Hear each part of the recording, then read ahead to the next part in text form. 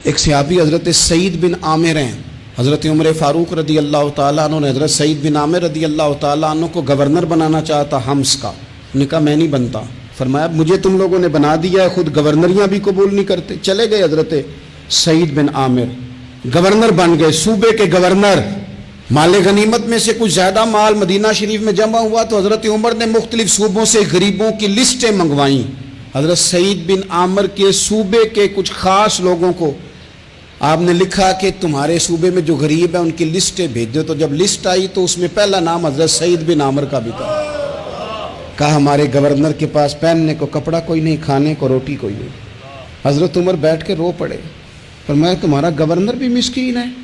اشرفیوں کی ایک تھیلی بھر کے حضرت عمر نے بھیجی. حضرت سعید بن عامر کے پاس جب گئی تو کہنے لگے انا للہ و انا الیہ راجعون. آپ کی اہلیہ کہنے لگی خیریت ہے، کہیں امیر المومنین حضرت عمر کا وصال تو نہیں ہو گیا؟ فرمانے لگے نہیں. تو فرمانے لگی کوئی آفت تو نہیں آ گئی؟ کہا نہیں. انا للہ کیوں پڑھا؟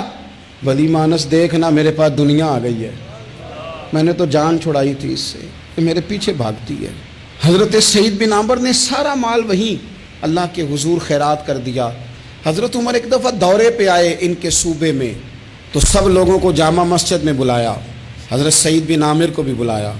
ابن الجوزی لکھتے ہیں کہ حضرت عمر نے فرمایا لوگوں تمہیں اپنے گورنر سے کوئی شکایت تو نہیں؟ تو لوگوں نے کہا 4 شکایتیں.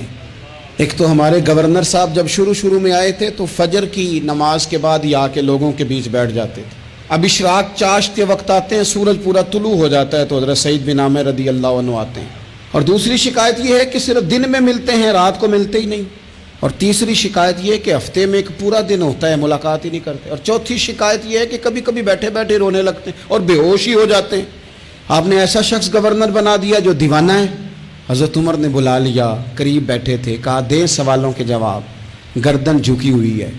عرض کرنے لگے امیر المومنین میں نے تو پہلے ہی کہا تھا میں گورنری کے قابل نہیں، میرے والا کام نہیں. فرمایا اب تو منصب تمہارے پاس ہے، تمہیں جواب تو دینا ہے. حضرت سعید بن عامر کہنے لگے حضور 4 میرے ساتھ مسئلے ہیں.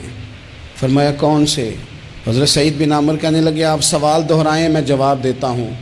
آپ نے فرمایا سعید لوگ کہتے ہیں پہلے تو سویرے آ جاتا تھا، اب تو اشراق چاشت کے وقت آتا ہے. گردن جھکائی، سناٹا چھا گیا محفل پہ. تھوڑی دیر کے بعد سار اٹھایا تو داڑھی پہ آنسو گر رہے تھے. فرمانے لگے حضور میرے گھر میں خادم کوئی نہیں، بیوی بیمار ہو گئی ہے. میں نہ سویرے اٹھتا ہوں، آٹا گوندتا ہوں، روٹیاں پکاتا ہوں، گھر میں جھاڑو دیتا ہوں، باہر آنے میں دیر ہو جاتی. پہلے جواب پر ہی لوگ رونے لگے، آنسو نکلنے لگے. حضرت عمر رضی اللہ تعالیٰ عنہ بھی روئے. پھر فرمایا کہ سعید تو دن کو ملتا ہے تو رات کو کیوں نہیں ملتا؟ اپنی داڑھی پکڑ لی. کہنے لگے عمر ساری سفید ہو گئی ہے، اب تو لگتا ہے پھل پک گیا ہے، پتہ نہیں وہ کب مجھے کہے گا واپس آ جا. میں نے نا دن مخلوق کے لیے رکھا ہے، رات اپنے رب کے لیے رکھی ہوئی ہے، مجھے تکلیف نہ دی جائے. گورنر کی بات کر رہا ہوں. پھر کہا سعید یار ہفتے میں ایک دن ملتے کیوں نہیں؟ تو کہنے لگے عمر یہ میرے رب کے ساتھ پردہ ہے، اسے نہ کھولا جائے. میرا پردہ ہے نا، میں نے اپنے رب کے ساتھ اپنے پردے رکھے ہوئے ہیں. فرمایا نہیں آپ بتائیں. حضرت سعید بن عامر کہنے لگے غریب ہوں، ایک ہی جوڑا میرے پاس ہے، میں غریب ہوں. میرے جیسے لوگ ان کے پاس درجنوں جوڑے ہیں اور اس کے باوجود ان کی زبانوں پر شکر اس طرح نہیں آتا جیسے آنا چاہیے. میں نے کہا نا کہ میری اجرت میری محنت سے زیادہ کیوں ہے؟ میرے محسن تیرے احسان سے ڈر لگتا ہے. حضرت سعید بن عامر کہنے لگے ایک جوڑا ہے، ہفتے میں ایک دن دھو کے خشک ہونے کو ڈال لیتا ہوں، پھر بیوی کے کپڑے پہن کے بیٹھا رہتا ہوں. کس طرح گھر سے باہر نکلوں؟ میرا پردہ تھا، میں اپنی غریبیاں لوگوں کے سامنے نہیں رکھنا چاہتا. میں جانوں میرا رب جانے، میں راضی ہوں نا اس کی رضا پہ. اب تو حضرت عمر ہچکیاں لے کے رونے لگے. فرمانے لگے چل آخری سوال کا جواب ہی دے دے، کبھی کبھی روتے ہو تو بے ہوش ہی ہو جاتے ہو.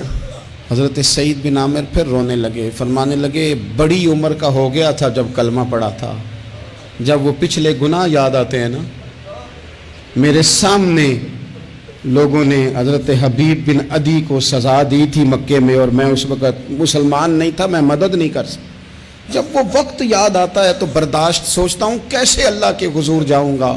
دوستو دعا کرنا، یہ وطن جو داتا صاحب کا ہے، جو بابا فرید کا ہے، جو غریبوں کا ہے، کمزوروں کا ہے، مزدوروں کا ہے، اللہ اس ملک کو بھی کوئی ایسا شخص عطا فرما دے